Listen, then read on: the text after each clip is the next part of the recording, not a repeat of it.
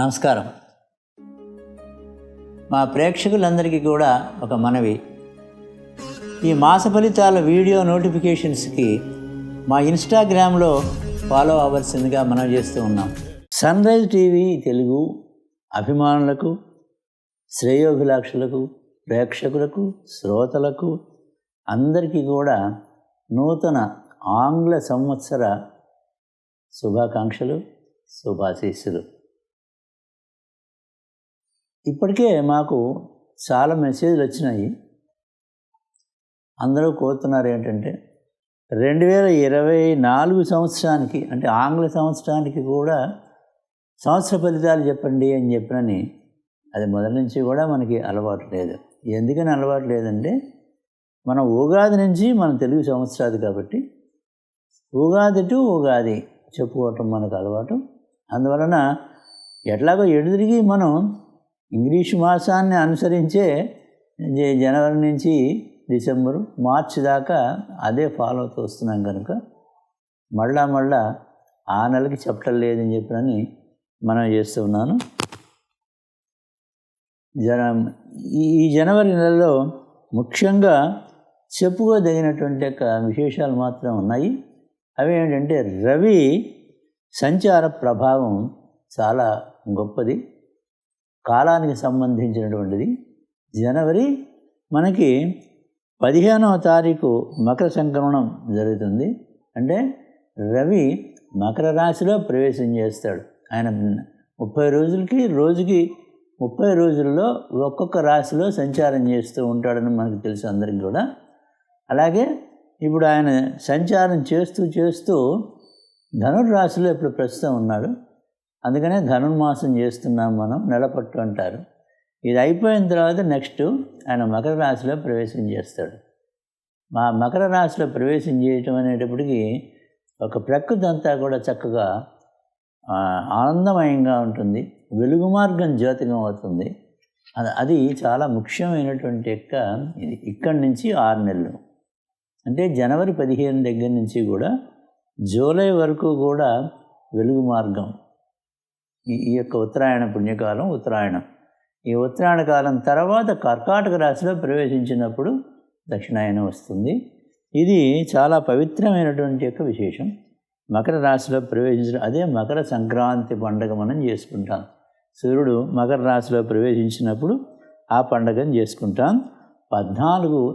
ఈ జనవరి 14 రాత్రి 2:40 దగ్గర నుంచి కూడా రవి మకర రాశిలో ప్రవేశిస్తాడు. మకర రాశిలో ప్రవేశించడానికి వెనక రోజు భోగి అని చెప్పని చేసుకుంటాం మనం. ఇప్పుడు ముందు రోజు ఏమైందంటే 15వ తారీఖు రాత్రి 14 రాత్రి 2:40 కాబట్టి 15వ తారీఖు మకర సంక్రాంతి పండుగ చేసుకుంటున్నాం. 14 భోగి పండుగ చేసుకోవడం అనేది జరుగుతూ ఉంటుందని మనం చేస్తున్నాం. అందరికీ తెలిసిందైనప్పటికీ జనవరి నెల గురించి మనం చెప్పుకుంటున్నాం కాబట్టి రాశి ఫలితాలు విశేషాలు కూడా దాంట్లో మనం చెప్పుకుంటున్నాం. అలాగే మా యొక్క దైవం, మా గురువుగారు, గురువరేణ్యులు శ్రీ శ్రీ శ్రీ చంద్రశేఖరేంద్ర సరస్వతి మహాస్వామి వారి యొక్క ఆరాధన ఉత్సవాలు జనవరి 8వ తేదీ జరుగుతాయి అని చెప్పినది కూడా మనం చేస్తున్నాం. ఎందుకంటే మీ ముందు నేను ఇలా ఏదో మాట్లాడుతున్నాను అనేటువంటి విశేషం వారి యొక్క ఆశీస్సుల వల్లనే లభించింది కాబట్టి వారి విశేషం కూడా ఈ జనవరిలోనే ఆరాధనా ఉత్సవాలు 8వ తారీఖున జరగబోతున్నాయి. కాబట్టి ఈ విధంగా వారిని స్మరించుకుంటున్నానని మనం చేసుకుంటూ ఉన్నాను. ఇప్పుడు రాశి ఫలితాల కార్యక్రమానికి వెళ్దాం. శ్రీ శోభకృతనామ సంవత్సర 2024 జనవరి నెలకి వృషభ రాశి రాశి ఫలితాల కార్యక్రమానికి స్వాగతం. హరి ఓం. గురుబ్రహ్మ గురుర్విష్ణు గురుర్దేవో మహేశ్వర గురు సాక్షాత్ పరం బ్రహ్మ తస్మై శ్రీ గురవే నమః. ఓం గణానాం త్వా గణపతిగం హవామహే కవిం కవీనాం ఉపమశ్రవస్తవం జ్యేష్ఠరాజం బ్రహ్మణాం బ్రహ్మణస్పత ఆనశృణ్మన్నోతిభిస్సేదసాదనం. ప్రణో దేవీ సరస్వతి వాజేభిర్వాజనీవతి ధేనామ విత్రివతూ. శ్రీ గురుభ్యో నమః. శ్రీమహాగణాధిపతిభ్యో నమః. వాగ్దేవి మహాసరస్వత్యై నమః. 2024 జనవరి నెలకి వృషభ రాశి ఫలితాలు చెప్పుకుందాం. ఈ మాసంలో రాహువు బుధుడు శుభులుగా ఉన్నారు. అట్లాగే రవి సంచారం కూడా పర్వాలేదు, బాగానే ఉంటుంది. శుక్ర సంచారం అనుకూలంగా ఉంటుందండి. సెకండ్ హాఫ్ నుంచి శుక్రుడు యొక్క సంచారం కూడా చాలా బాగా ఉంది.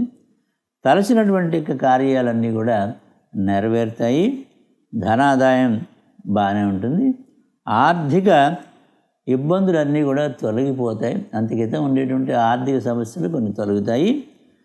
అధికారుల యొక్క ఒత్తిడి ఎక్కువ అవుతుంది. అయితే మీరు కష్టపడి పనిచేస్తారు కాబట్టి అందరి యొక్క ప్రశంసలు పొందుతారు. బంధుమిత్రుల యొక్క సమాగమం ఉంటుంది.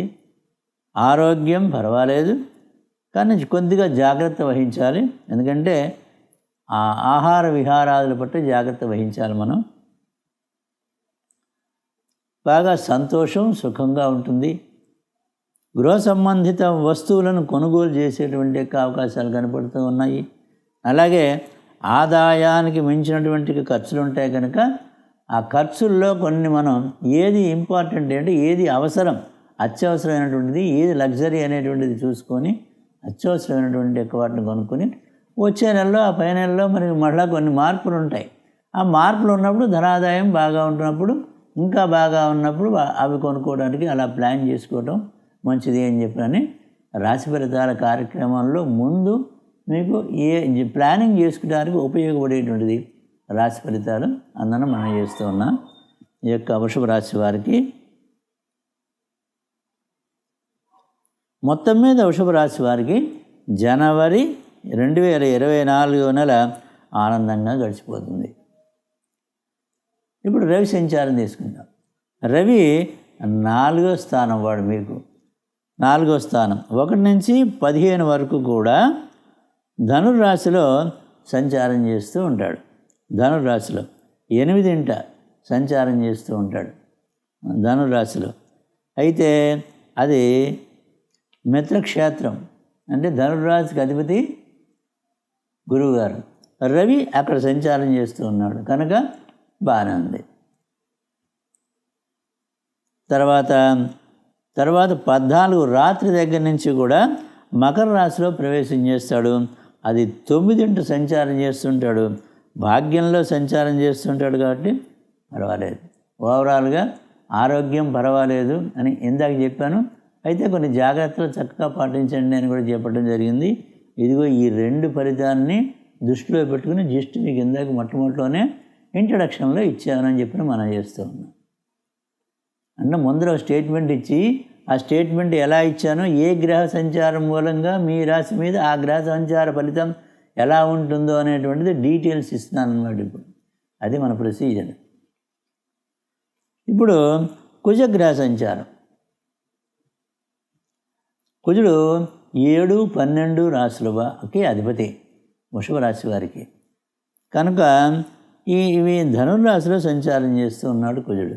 ధనుర్రాశి అంటే 8 సంచారం చేస్తూ ఉన్నాడు. ధనుర్రాశిలో సంచారం చేసేటువంటి యొక్క కుజుడు ధనుర్రాశికి అధిపతి గురువుగారు. కుజుడు మిత్రులు కాబట్టి మిత్రక్షేత్రంలో సంచారం చేస్తున్నాడు, కొంత నయం. అయితే 8 సంచారం చేస్తూ ఉన్నాడు అష్టమంలో సంచారం చేసేటువంటి యొక్క కుజుడు అంతగా ఆయన యొక్క సంచారం ఉపయుక్తంగా ఉండదు. కాబట్టి దయచేసి అందరూ కూడా, ఎందుకంటే హిమోగ్లోబిన్ రక్తంలో తగ్గేటువంటి అవకాశాలు ఉంటాయి. ఎలర్జీకి సంబంధించినటువంటి యొక్క వ్యాధులకు కూడా ఈయనే అధిపతి. అందువలన అటువంటి చిన్న చిన్న అనారోగ్యాలు వచ్చేటువంటి అవకాశాలు ఉన్నాయి. కాబట్టి మీరు అందులో అష్టమం అంటే ఆరోగ్య స్థానంలోనే మనకి ఈతను సంచారం చేస్తూ ఉన్నాడు. అయితే అంతగా ఉపయోగితం కాదు అని చెప్పని మనం చెప్పుకోవాలి. అయితే వీడెవరు మీకు 7, 12 వాడు కుజుడు. 7 సప్తమ వ్యయాధిపతి. సప్తమ వ్యయాధిపతి అయినటువంటి వాడు ఎక్కడ సంచారం చేస్తున్నాడు? ధనుర్రాశిలో 8 సంచారం చేస్తూ ఉన్నాడు. 12 వాడు 8లో సంచారం చేస్తూ ఉన్నాడు. మనకు తెలుసుగా 6, 8, 12 ఈ 3 స్థానాల వాళ్ళు ఒకళ్ళ ఇంట్లో ఇంకో స్థానం వాడు సంచారం చేస్తూ ఉంటే రాజయోగంగా ఉంటుంది అని అర్థం. కనుక ఇప్పుడు ఇందాక చెప్పుకున్నటువంటి వాడికి రివర్స్లో చెప్పుకోలే అన్నీ అనుకూలమే కుజుడి యొక్క సంచారము. పైకి అననుకూలంగా కనబడుతున్నప్పటికీ కూడా అనుకూలమైనటువంటి యొక్క సంచారం. దీనివల్ల అంటే వ్యవసాయదారులకి వాళ్ళకి మన ఈ పంటలన్నీ కూడా చక్కగా చేతికి అందుతాయి, ₹1 వాళ్ళ దగ్గర మిగులుతుంది. ఇప్పుడు శుక్రుడు యొక్క సంచారం 1, 6 వాడు శుక్రుడు అంటే మీ రాశికి అధిపతి వృషభ రాశికి అధిపతి శుక్రుడు, అది 1. 6 తులారాశికి అధిపతి శుక్రుడు కనుక 1, 6 స్థానాలకు అధిపతి అయినటువంటి యొక్క శుక్రుడు 1 నుంచి 19 వరకు కూడా వృశ్చిక రాశిలో సంచారం చేస్తూ ఉంటాడు. సప్తమంలో సంచారం చేస్తూ ఉంటాడు. సప్తమంలో కుజుడి యొక్క సంచారం అంతగా ఉపయుక్తం కాదు. దానికి వేరే ఏ కోణంలో చూసినా అంతేది, వేరే ఇంకోటి ఏమీ గర్వాలు తీసేం లేవు, అంతే. అయితే 19వ తారీఖు నుంచి ఉదయం 7:28 దగ్గర నుంచి కూడా ధనుర్రాశిలో ప్రవేశిస్తాడు. అది 8 సంచారం చేస్తాడు. ఇది కూడా అంత అనుకూలమైనటువంటి సంచారం కాదు శుక్రుడికి. కానీ ఈయన ఆరో స్థానం వాడు శుక్రుడు. మీకు 6వ స్థానం వాడు 8లో సంచారం చేస్తూ ఉన్నాడు. ఇందాక పై యొక్క కుజుడికి చెప్పుకున్నట్టుగా 12 వాడు 8లో ఎలా సంచారం చేస్తే రాజయోగం పడుతుందో అలాగే ఇక్కడ శుక్రుడు కూడా 6వ స్థానం వాడు 8లో సంచారం చేస్తూ ఉన్నాడు. ఇది శుభ ఫలితాన్ని ఇస్తాడు. చూసారా ఎంత క్లిష్టమైనటువంటి యొక్క విశేషంగా ఉంటాయి. పైకి ఏం లాభం లేదండి అని చెప్పుకునేటువంటి యొక్క విశేషాలనే రివర్స్ చేసి చెప్పాల్సి ఉంటుంది, శాస్త్రాన్ని అన్వయం చేసుకుని. అది మనం సన్రైజ్ టీవీ తెలుగులో మనం చెప్పుకునేటువంటి యొక్క విధానం అని మనం చేస్తూ ఉన్నాం. కాబట్టి శుక్రుడు పర్వాలేదు, మనకి బాగానే ఉంటుంది. 19 వరకు లక్ష్మీ అష్టోత్తరాన్ని చదువుకోండి. అంతవరకే చదవాలని లేదు, ఎప్పుడైనా చదువుకోవచ్చు. కనీసం 19 వరకైనా చదవండి అని చెప్పి మనం చేస్తూ ఉన్నాం. స్త్రీలకి కళాకారులకి వీళ్ళకి అందరికీ కూడా 19వ తారీఖు నుంచి కూడా విపరీత రాజయోగంగా ఉంటుంది. వాళ్ళకి పట్టిందల్లా బంగారంగా ఉంటుంది. కళాకారులకి కూడా అంటే సంగీత, సాహిత్య, నాట్య, శిల్ప, చిత్రలేఖనం ఇవన్నీ కూడా లలిత కళలు. వీటిల్లో టెక్నీషియన్స్ వీళ్ళందరికీ కూడా శుక్రుడు యొక్క అధిపతి. అలాగే చిత్ర పరిశ్రమలో కూడా సినిమా ఇండస్ట్రీలో కూడా అవన్నీ నా దర్శకులు, నటీనటులు, మరి సంగీత దర్శకులు వీళ్ళందరూ కూడా సంగీత పాటలు రాసేటువంటి వాళ్ళు, పాటలు పాడేటువంటి వాళ్ళు, కెమెరామెన్ వీళ్ళందరూ శుక్రుడు యొక్క అధీనం లేదే స్టూడియో గేట్ లోపలికి కూడా ఎంటర్ అవ్వరు. కాబట్టి ఈ శుక్రుడు వీళ్ళందరికీ కూడా 19వ తారీఖు నుంచి కూడా చాలా బాగా ఉంది. బుధగ్రహ సంచారం.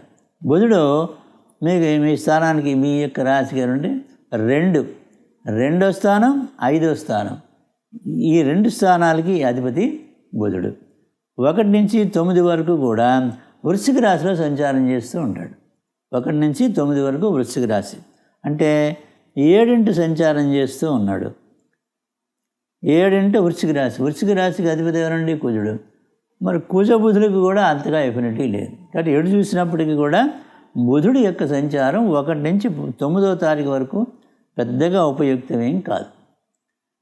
తర్వాత మరి 9వ తారీఖు ఉదయం 7:01 దగ్గర నుంచి కూడా ధనుర్రాశిలో ప్రవేశం చేస్తాడు బుధుడు. ఇక్కడ 8 సంచారం చేస్తూ ఉంటాడు. సాధారణంగా 8 సంచారం చేసేటువంటి యొక్క గ్రహాలు ఎవడు కూడా మంచిని చెయ్యరు, మంచి ఫలితాలను ఇవ్వలేరు. కానీ ఇది బుధుడికి ఎగ్జంప్షన్. కాబట్టి బుధుడు ఇప్పుడు మీకు 8వ స్థానంలో ధనుర్రాశిలో సంచారం చేస్తూ ఉన్నప్పుడు సంతోషాన్ని, సుఖ సంతోషాన్ని ఇస్తాడని చెప్పని శాస్త్రం చెప్పింది. అది తెచ్చుకోవాలి మనం ఇక్కడికి. కాబట్టి బుధుడి యొక్క సంచారం 9వ తారీఖు దగ్గర నుంచి కూడా చాలా బాగా ఉన్నది. ఏమిటి బాగా ఉండటం అంటే ఆయన వ్యాపారకారకుడు, వ్యాపారస్తులందరికీ బాగా ఉంటుంది. అలాగే విజ్ఞానదాయకుడు, ఏది మంచి ఏది చెడు అనేటువంటిది మనం ఆయుక్త విచక్షణ జ్ఞానాన్ని కలగజేస్తాడు బుధుడు. అది చాలదండి, మనం whether we are going in a right way or wrong way అనేటువంటిది కూడా తెలియపరుస్తాడు. చాలా మంచిది అది. మన జీవితానికి ఒక వెలుగుని నింపేటువంటి వాడు బుధుడు ఆయన. అందుకంటే అతని యొక్క అనుగ్రహం లభిస్తుంది. వ్యాపారస్తులకి బాగా ఉంటుంది. అన్నింటికంటే ముఖ్యంగా సౌమ్యగ్రహం. అయిన దానికి కాని దానికి విపరీతంగా గట్టిగా మాట్లాడటం, మాట తీరు కఠినంగా ఉండటం ఇలాంటివి ఏమీ లేకుండా చక్కగా మాట తీరు మంచిగా ఉంటుంది అని చెప్పవచ్చు. తర్వాత గురుడు, ఇప్పుడు గురువు యొక్క సంచారం ఏ విధంగా ఉంది? గురువు మీకు 8, 11 వాడు. 8, 11 వాడు ఎక్కడ సంచారం చేస్తున్నాడు? మేషరాశిలో సంచారం చేస్తూ ఉన్నాడు. 12 సంచారం చేస్తూ ఉన్నాడు.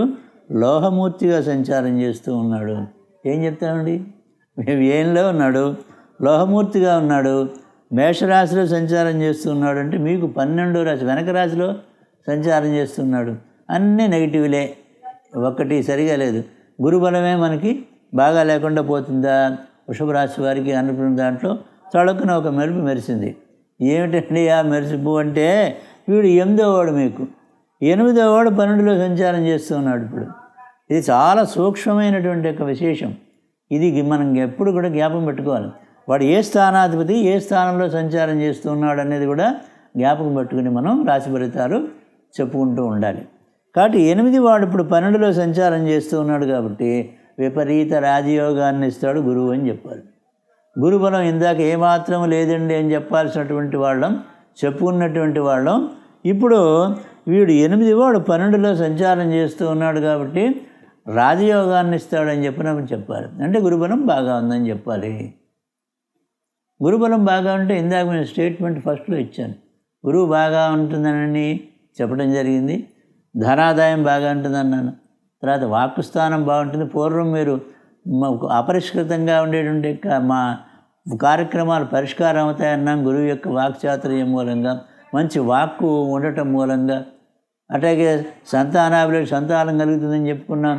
నిరుద్యోగులకు ఉద్యోగం వస్తుంది, అవకాశాలు కనపడుతున్నాయని చెప్పన్నాను. ఇవన్నీ గురువు గారి యొక్క ఈ రాజయోగం, విపరీత రాజయోగ ఫలితాలని ఇందాక చెప్పడం జరిగింది.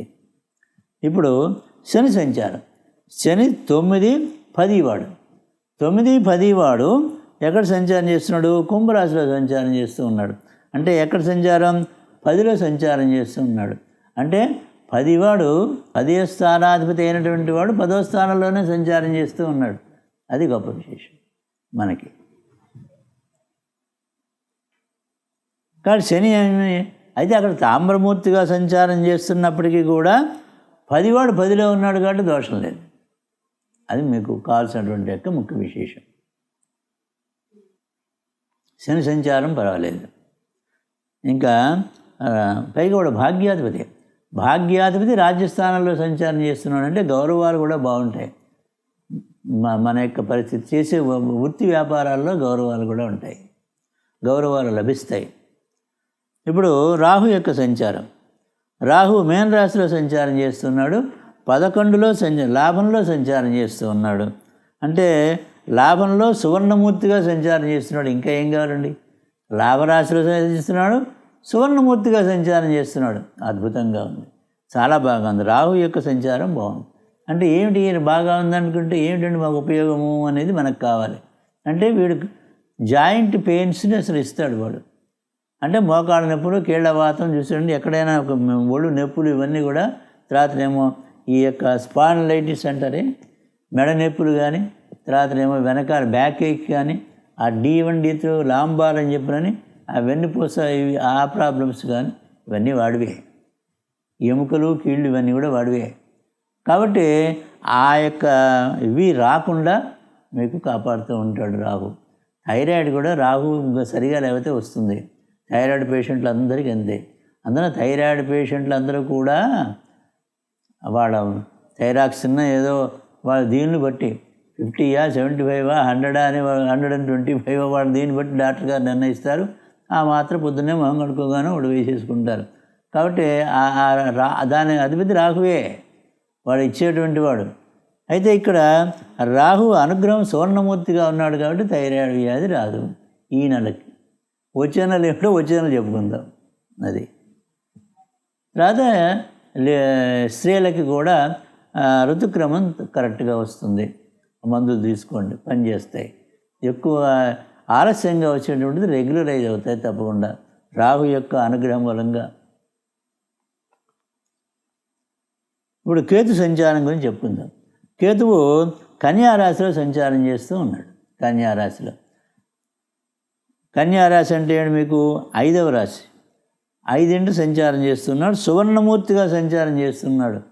వీడు శుభవ్యయం చేయిస్తాడు, పట్టుదలతోటి కార్యక్రమాన్ని సాధింపజేస్తాడు. శుభవ్యయం అంటే వేరే వాటికి అనవసరమైన ఖర్చులు కాకుండా, రోగాలు రూపులకి కాకుండా, ఇంట్లో ఏదైనా శుభకార్యాలు జరగటం లేదా ఒక దైవ కార్యక్రమంలో పాల్గొంటే సరే మనం కూడా మన వంతు కర్తవ్యాన్ని ఏదో తోచినందుకు మన ఓపిక మేరకు కొద్దిగా ఇవ్వడము, అలాంటి ధార్మికమైనటువంటి కార్యక్రమాలకి, శుభమైనటువంటి కార్యక్రమాలకి, ఏదైనా ఒక వస్తువు కొనుక్కొని అట్టు పెట్టుకోవటం, ఒక బంగారం కొనుక్కొని అట్టు పెట్టుకోవటం, ఇలాంటి శుభవ్యయం చేయిస్తాడు. సువర్ణమూర్తిగా సంచారం చేస్తున్నాడు కాబట్టి కేతువు బాగుంది, ఆరోగ్యం కూడా బాగుంటుంది. ఇప్పుడు విద్యార్థులు శ్రద్ధ పర్వాలేదు, మంచి మార్కులే వస్తాయి, కానీ ఇంకా కొద్దిగా కాస్త శ్రద్ధ పెంచాల్సి ఉంటుంది. అలాగే ఉపాధ్యాయులకి పర్వాలేదు. తర్వాత ఉద్యోగస్తులకి రవి సంచారం బాగా ఉంది, పర్వాలేదు. అలాగే వ్యాపారస్తులు ఇందాక చెప్పాను 10వ తారీఖు తర్వాత నుంచి కూడా చాలా బాగా ఉంటుంది. బుధుడి యొక్క అనుగ్రహం బాగుంది కాబట్టి 9వ తారీఖు నుంచే బాగా ఉంటుంది. 10 కూడా అక్కర్ల, 9 నుంచి బాగా ఉంటుంది. అలాగే వ్యవసాయదారులకు ఇందాక చెప్పుకున్నాం, కుజుడి యొక్క సంచారం పర్వాలేదు. అలాగే స్త్రీలకి, కళాకారులకి అందరికీ కూడా 19వ తారీఖు తర్వాత నుంచి బాగా ఉంటుంది, 19 నుంచి బాగా ఉంటుంది. న్యాయవాదులకి, వైద్యులకి కూడా పర్వాలేదు. చేతి వృత్తిదారులకి వాళ్ళ వృత్తి ఎంత పాపం ఏదో ఇంత పెట్టుబడి 200 రూపాయలు పెట్టుబడి పెట్టుకుంటారో, అది అయిపోయిన తర్వాత దాంట్లో వచ్చే 10 రూపాయలు తీసుకుని ఇంటికి వెళ్తారు. వాళ్ళకి కూడా బాగానే ఉంటుంది. వాళ్ళకి బాగా ఉన్నా లేకపోయినా బాగా ఉందనే చెప్పాలి మనం. వాళ్ళు చేసే వ్యాపారం ఎంత ఉంటుంది పాపం. మనం ఇది ఎవరైనా పొరపాటును విన్నా ఎంకరేజ్మెంట్గా ఉంటుంది. తర్వాత వృద్ధులకి మాత్రం చాలా ఇప్పుడు కొత్త వేరియంట్ వస్తుందని చెప్పిన రోజు రోజుకి పెరుగుతుందని వార్తలు వింటున్నాం కాబట్టి జాగ్రత్తలు పాటించండి నాయన. వృద్ధులకి త్వరగా ఇట్లాంటివి అవుతాయి, ఎందుకంటే మనకి తక్కువ ఉంటుంది కాబట్టి, దాంట్లో మనకి